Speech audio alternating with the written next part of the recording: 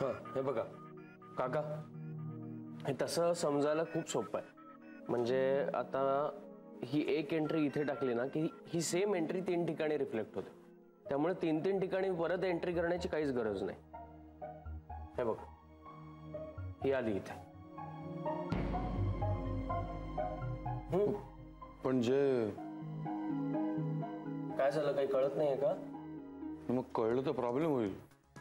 काय? अरे तो पूजेत जो माझा भाऊ भेटला होता ना, त्याला माझं लग्न झाल्याचं चुकीचं कळलं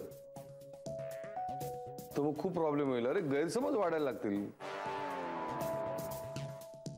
काका, मी तुम्हाला इथे काहीतरी शिकवायचा प्रयत्न करतोय आणि तुम्ही अजून त्या लग्नातच अडकलात. मला एक सांगा, आता तुमची बायको आहे का? नाही. आणि तुम्ही पुढे परत दुसरं लग्न करणार आहात का? काय माहित. काय म्हणजे कोणी बघितलंय? म्हणजे कोणाला माहित असं ना पुढे काय घडणार ते. आता हे बघ ना, मी अण्णांच्या लक्षात आहे हे कुठे मला माहित होतं. आणि मग माझं दुसरं लग्न झालंय असं त्यांना वाटायला लागलं तर मग खूप प्रॉब्लेम होतील. काका, तुम्ही का टेन्शन घेताय? अरे टेन्शन येणार नाही तर काय. तो माझा भाऊ आहे ना, तो पूजेत भेटला होता. तो 2-3दा माझ्या घरी येऊन गेलाय. वरवर त्याचे फोन्स पण असतात.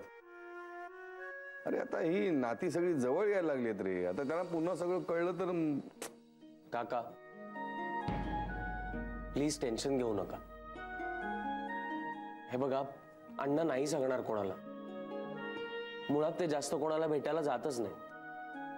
तुम्ही प्लीज इथे लक्ष द्या आणि मी जे काही करून दाखवलं ते करून दाखवा. मी करायचं? हो.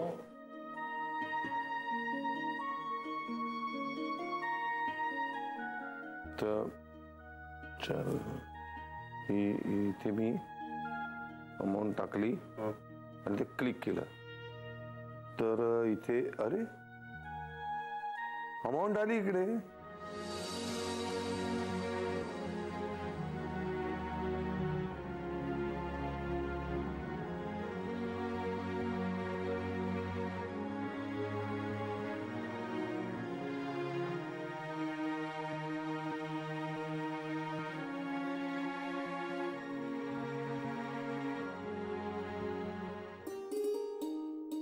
पोळ्या पुरतील ना ग? म्हणजे अगदीच मोजका डबा दिला असं नको व्हायला ना.